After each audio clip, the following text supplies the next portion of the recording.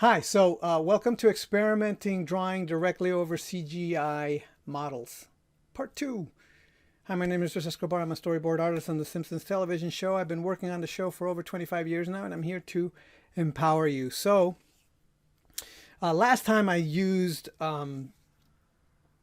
Design Doll to make a CG model and pose it out, and I found it to be awful. It was a miserable experience. I didn't like it. And I thought that I was going to use a different program to try to do the same thing just to see what would happen. However, instead what I did was I went back to Design Doll, and I think that, and then I blamed myself. I said, okay, it's not the program's fault. It was more like my use of the program that was the problem. So I decided to test my hypothesis. I wanted to see if that was the case. So I went back to the program, and I redid the model, and I played around with it more, and then I posed it out. And so I'm going to show you the whole process. And this time around, it came out better. Now, my conclusion, just to spoil it, is I don't know if it saved me all that much more time. I looked at how long the video was. I sped up the video, so I'm just going to narrate over it. But I saw how long the raw footage of this video was, and it took 5 hours to get to the end. So that's about as long as it would have taken me to do everything from scratch anyway. So it didn't really save me all that much time, but I will talk about the whole process and what I was thinking and how it came out. And I'll show you how it came out, and then you decide whether or not it's something that you want to try out yourself. But I also want to give it more of a try and still find some way to use it to speed up rather than to speed up and to speed up the process. So anyway, so without any further ado, here we go. All right, so again, I'm using Design Doll here, and I'm readjusting the model.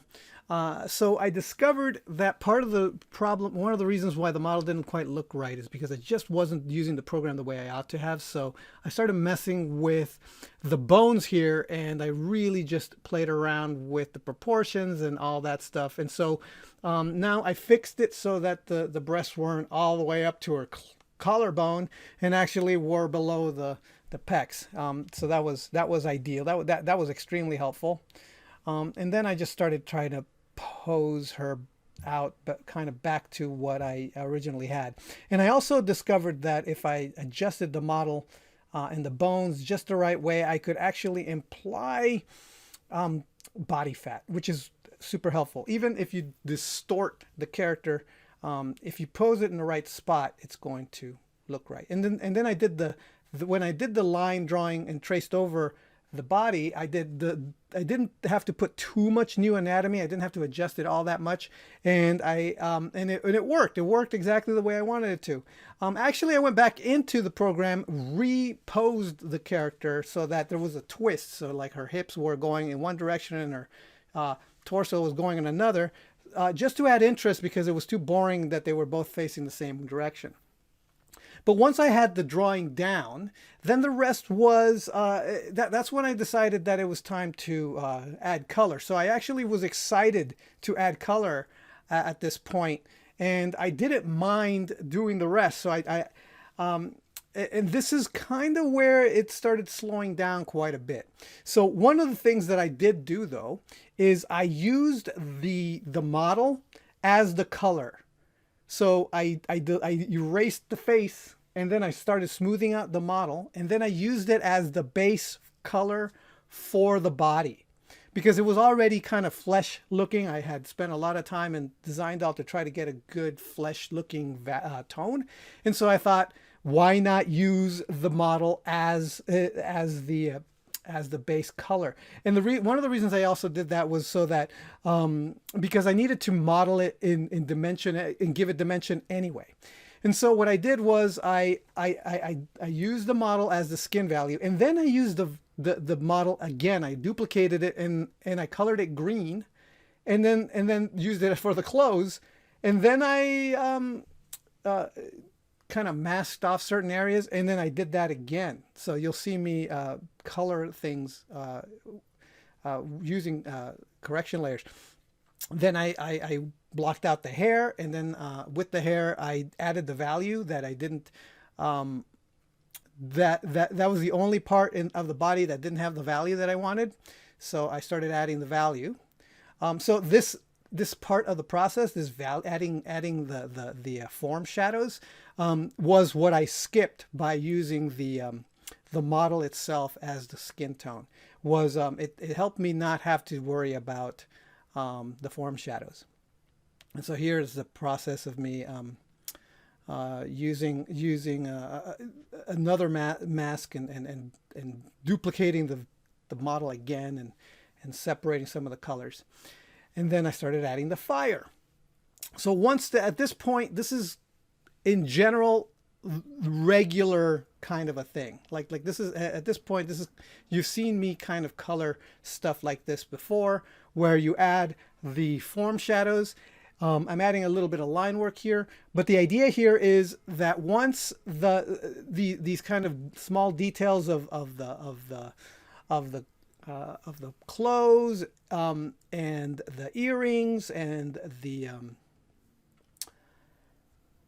necklace and stuff is done, I'm gonna add a direct light source. So the modeling right now is really boring lighting, which is just ambient light. And so then I add the shadows. So here I am adding the shadows, and I wasn't gonna do any fancy shadows with edges. It was just gonna be more like a cell shaded shadow. So it's just gonna be a hard edge on all the shadows. And then I would press it, and then I would use multiply to do the hard shadows, and just kind of reduce the opacity here, and then try to put in the shadows here. And at first I was using blue, but I didn't like the way it looked. I eventually turned it to red. But at this point, I was pretty much done. All I had to do was add bounce light, highlights, blush, some gradations, transitional stuff, more lighting, dodge. So it's just, and this is what took the longest, is doing all these little extras. And so here I'm adding the bounce light,